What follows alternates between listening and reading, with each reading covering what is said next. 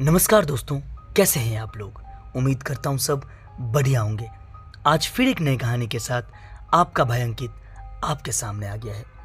मैंने हमेशा से जतिंगा घाटी के बारे में सुना था, लेकिन कभी वहाँ गया नहीं था। इस बार मैंने अपने दोस्तों के साथ वहाँ जाने का फैसला किया।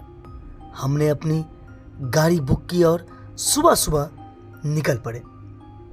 जतिंगा घाटी असम का एक प्रसिद्ध रहस्यमय स्थान है, जहां अनगिनत पक्षी हर साल रहस्यमय ढंग से मारे जाते हैं। स्थानीय लोग इसे एक काले जादू या श्राप का परिणाम मानते हैं और इसे एक भव्य रहस्य की तरह देखते हैं। असम के एक छोटे से गांव के पत्रकार शेखर ने जतिंगा घाटी के रहस्य के बारे में बहुत कुछ सुना था। हर साल बारिश के मौसम में वहां जाने वाले पक्षियों का अजीब तरीके से मर जाना और इसे लेकर उठने वाले अंधविश्वासों ने शेखर को बहुत ही रोमांचित कर दिया था। उसने तय किया कि वह इस रहस्य का पर्दाफाश करेगा और इसके पीछे की असलियत लोगों के सामने लाएगा। उसकी योजना थी कि वह इस पर एक डॉक्यूमेंट्री बनाएगा जो न केवल लोगों को सच बताएं बल्कि उनके अंधविश्वास को भी दूर करे। शेखर ने अपने दोस्त सारा, नीरज और पवन के साथ जतिंगा घाटी का सफर शुरू किया। सभी के पास कैमरे, टॉर्च और जरूरी सामान थे। जब वे जतिंगा घाटी पहुंचे तो वहां का माहौल अजीब था। हवा में एक अजीब सी ठंडक थी जो उनकी हड्डियों तक को कपा रही थी। चारों ओर एक रहस्यमय सन्नाटा पसरा था। अचानक दूर से एक अजीब सी आवाज आई, मानो किसी ने उन्हें बुलाया हो। नीरज ने कैमरा ऑन किया और सारा ने कहा, यहां के लोग कहते हैं कि यहां रात को अजीब आवाजें सुनाई देती है, पर शायद यह सिर्फ हवा का असर है। लेकिन अर्जुन को लगा कि यहां कुछ अलग है। जैसे ही वे घाटी के उसने समझाया कि यह सिर्फ अंधविश्वास है।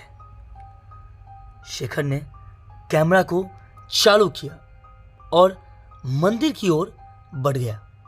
तभी उसे लगा कि किसी ने उसके कंधे पर हाथ रखा हो।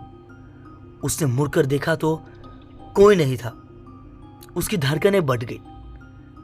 नीरज ने उसे तसल्ली दी, भाई यह सब तुम्हारे दिमाग का खेल है।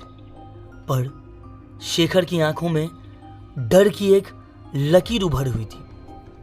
फिर अचानक घाटी में चारों ओर पक्षियों की जोर से चीखने की आवाज आने लगी। ऐसा लगा कि जैसे वे मदद के लिए पुकार रहे हो। तभी सारा ने एक और अजीब बात देखी। घाटी में जगह जगह पेड़ों पर अजीबोगरीब निशान बने हुए थे जो किसी प्राचीन भाषा में कुछ बता रहे थे।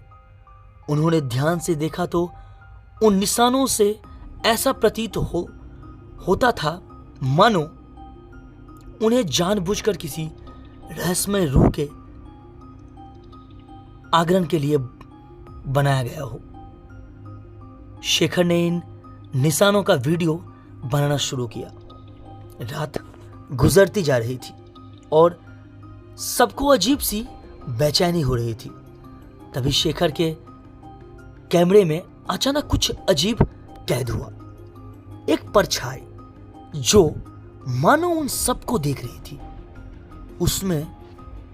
उसने अपने दोस्त से कहा, शायद ये वही आत्मा है जिसके बारे में लोग बात कर रहे थे। तभी एक पक्षी जोर से उनकी ओर उड़ते हुए आया और शेखर के चेहरे से टकरा गया। वह गिर पड़ा और सबके चेहरे पर डर की परछाई फैल गई। पवन ने चिल्लाते हुए कहा, हमें यहां से निकल जाना चाहिए, यह जगह ठीक नहीं है। लेकिन शेखर ने दृढ़ता से कहा, नहीं, हम इस रहस्य को सुलझाए बिना नहीं जाएंगे। सभी का डर और उत्सुकता बढ़ता जा रहा था। तभी उनकी आंख के सामने कुछ ऐसा हुआ जिसने उन्हें स्तब्ध कर दिया हो।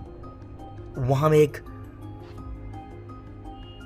उजाले की रेखा सी बन गई और उसमें से एक आकृति बाहर निकली। वह आकृति एक बूढ़े आदमी की थी, जिसके चेहरे पर गहरी उदासी और दर्द था। उसने कहा, मैं यहां पिछले 200 साल से फंसा हुआ हूं। शेखर ने हिम्मत करके पूछा, आप कौन हैं? आप यहां क्या कर रहे थे? उस बूढ़े ने बताया कि वह एक साधु था और इस घाटी के पक्षियों को बुरी आत्मा से बचाने का प्रयास कर रहा था, परंतु एक गलती के कारण वह इस घाटी में समर्पित हो गया और उसका शरीर नष्ट हो गया। जब से वह आत्मा के रूप में इस घाटी की रक्षा कर रहा है, लेकिन हर साल कुछ बुरी ताकतें यहां आती है और पक्षियों का बलिदान करती है। इस श्राप से मुक्त होने के लिए उसे किसी को सत्य बताने की जरूरत थी, जो लोग अब तक नहीं समझ पाए थे। यह सुनकर शेखर ने उनसे कहा कि वह यह बात सबके सामने लाएगा ताकि उस साधु की आत्मा को शांति मिले। बूढ़ा साधु उसकी बात सुनकर भावुक हो गया और कहा, यदि तुम सच में यह रहस्य उजागर करोगे तो मैं तुम्हें मुक्त कर जाऊंगा। शेखर और उसके दोस्तों ने पूरी घटना कैमरे में कैद की और लौटते वक्त उन सभी पक्षियों को फिर से सामान्य व्यवहार करते देखा, मानो घाटी का श्राप टूट चुका हो।